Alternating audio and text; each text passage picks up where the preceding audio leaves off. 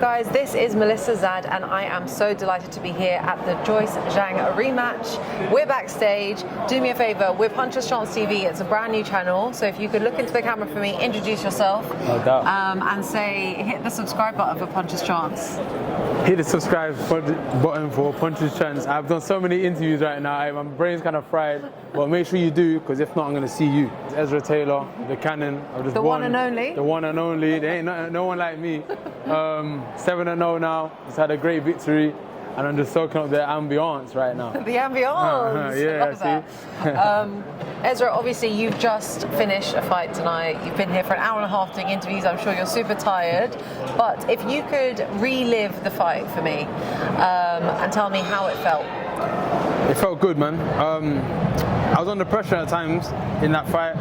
There was things that was going wrong for me as well, but I had to adjust. So I felt I was in control of the fight, but there's times where I wasn't.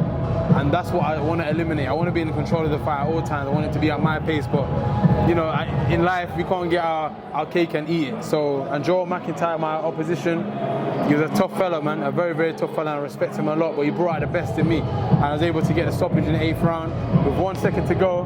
That's crazy to me, that's crazy. But yeah, it was valuable rounds, and it was a very much needed step up, I believe. So obviously you've just mentioned you've gone to 7-0 now. How do you feel this 7th fight has compared to the fights previous? You've talked about it being a step up. Is that to do with just the opposition, to do with the platform? What is that exactly to do with? Everything. The platform's huge, but it's a ring. I'm used to being in a ring, man, so I didn't really care about anything else other than my corner. And I'm a supporter, to be fair. I heard them as well. They were spurring me on, but the step up was in the opposition, and you could see he had experience. That's something that I haven't come across before.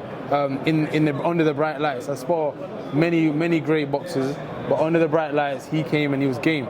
So I had to think about certain stuff. He was giving me certain issues as well. I had to kind of nullify in my own way. So I've learned so much, so much. I'm looking forward to looking back at it as well. Do you know what? It's interesting because I'm ashamed to say that I came late today, so I actually missed your fight. Damn. I know, it's embarrassing. But you've spoken about obviously having moments within the fight that you felt challenged. You know, what was it about his style that put that pressure on you? He was just tough, but you see what it is? Experience brings a whole different dynamic to a fight. You could be fast, you could be strong, you could be skillful, but when you have experience, you conduct yourself in a different way. You have a different air about you. So when I'm throwing certain shots and I'm landing them, he's not reacting the way that certain other people would if they had experience, you know. Yeah. So sometimes with experience, you get to compose yourself at all times, and he looked composed many a times. Many a times he didn't. Did that throw you off? Huh? Did that throw me off? No, man. I had to stick to my game plan. Okay. At times it probably could have. A couple of fights ago, it probably would have, but I'm experienced in listening to my coach, listening to my corner, and having to stay on job. Yeah. Like that was it. Yeah. So and I feel like I did do. There's times where I switched off a bit, and I can't afford to do that again. Interesting. So obviously you mentioned that the stoppage came a second before the end of the 8th round.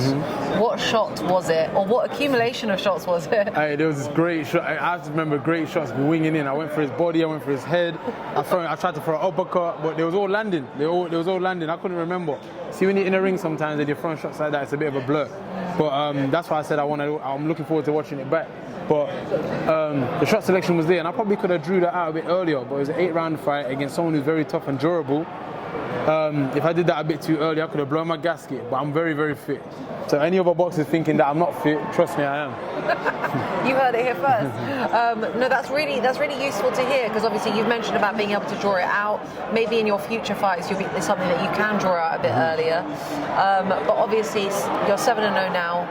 You've just had a fantastic stoppage. Where do you see yourself? Do you see yourself coming back out before the end of the year, or is it kind of like we're going to chill now, let the new year pass, and then go again in 2024? No, we can't chill, man. We got the foot on the gas. This guy's got no chill. We can't chill. No chill. In a good way. In a good way. We got momentum now. I fought in June. I'd fought tonight, and hopefully I'll be out in December. Fingers crossed. That's what I'm hearing. But forget the speculations. I'm gonna sit down with my team and see what's what. But again, I'm not here to chill. I'll chill when I'm world champion. I can really put my feet up in the Bahamas, but right now I'm in the UK grinding. So yeah, man, whatever opposition there is, we're going to assess it and take it, but we're never going to lower the level. We stepped up today, tonight, we're going to keep it there and just get higher, maybe go that way and then get higher and then that way and then higher. We've got to make it make sense, man. This game ain't no joke, but I'm in the back working. Yeah, absolutely. When can we expect to see you out for a title fight? Ooh, hey, maybe December, who knows? Who knows? Maybe December, that'd be amazing, but again, I gotta let the people, the legal side of the team deal with the legal side. Course, yeah. I deal with the fighting side. If it's in New Year, then it's in the New Year. Again, I'm not here to rush anything. I'm moving at accelerated pace anyway, regardless right now. So. How old are you? 29. Okay. I started boxing when I was 19. Okay. That was my 7th fight. I'm fighting at Wembley. I'm from Nottingham. It's a lot to take in, but I'm here now, man. It's great. It's such a great trajectory. It's such a great progression for you. Every single fight that you have is going to add confidence. You know, you're going to have more tools for your arsenal. Obviously, you're on the undercard of such a huge fight as well, a mega fight, right? We've got Joyce Zhang, the rematch. It would be obviously stupid of me not to ask you what your prediction is, and please don't be diplomatic about it. I wouldn't, man. You know what?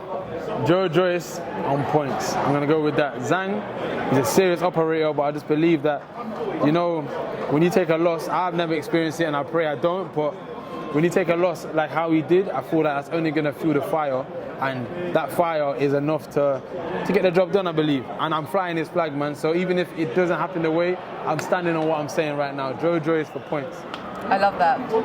Ezra, thank you so much for taking time to speak to me. I'll let you go and relax with your team now. Wish you all the best. Can't wait to see you back in action. Thank you. Me too. Appreciate it.